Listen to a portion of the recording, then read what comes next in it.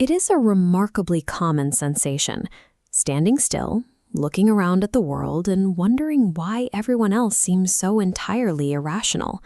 Spend enough time online, and you will inevitably find someone lamenting that the vast majority of humans are simply incapable of foresight or deep thought.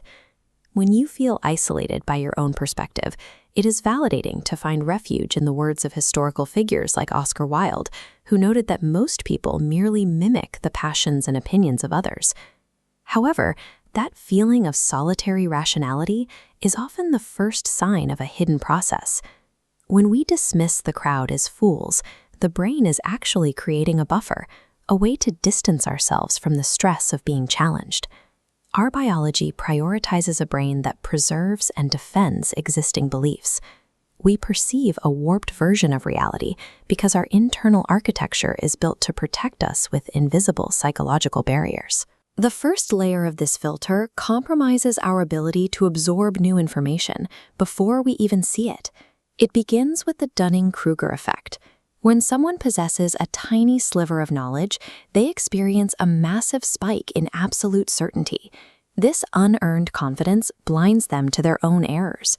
Believing you are already an expert stops your brain from seeking new insights, shutting down the desire to learn. Others experience the opposite extreme through limited thinking. Instead of arrogance, they allow past failures to set artificial caps on their potential, convincing themselves that they aren't smart enough to even try. These baseline states of false superiority or artificial fear ensure the mind is already closed before it even encounters a single external fact. If data does manage to breach that first layer, it meets the second wall, confirmation bias. Here, the brain begins acting like a corrupted search engine. This sorting process ensures information supporting our beliefs is embraced, while contradictory facts are rejected. This bias is driven by physiological reward. The brain releases a pleasurable hit of dopamine when we process data validating our worldview. Because sticking to our guns literally feels good, our decisions become deeply emotional. We aren't choosing the most rational path. We are chasing a chemical reward for being right. Our final assessment of reality is dictated by this addiction to validation, rather than an objective analysis of the facts. On the rare occasion that an undeniable fact survives the first two layers, the brain triggers its final override, motivated reasoning. Human reason evolved to foster group cooperation, not to solve abstract puzzles.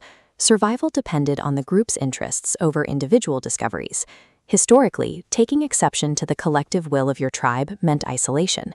In a harsh world, isolation was essentially a death sentence. We are still running that ancient software today. The brain will twist facts and cherry-pick data to avoid the social threat of changing its identity or disagreeing with its group. When cold empirical facts clash with our sense of belonging, our survival programming will always prioritize emotional comfort over objective reality. Intelligence offers no immunity to these biases. Often, higher intelligence just makes a person better at rationalizing their own motivated reasoning with more sophisticated arguments. The only antidote to this biological hardware is a practice called micro-bravery. It involves performing small, daily acts of courage to strengthen your intellectual resilience. Eleanor Roosevelt famously advocated for doing something every day that scares you. In this context, that means facing the fear of being wrong. Real deep thought demands a high degree of internal friction. It requires the willingness to endure the severe emotional discomfort of auditing your own mind and admitting when a core belief has collapsed. Objective thinking begins with the humbling realization that you are also a part of the illusion. Reaching the truth isn't a state of mind you achieve, it's a constant, difficult fight against your own biology.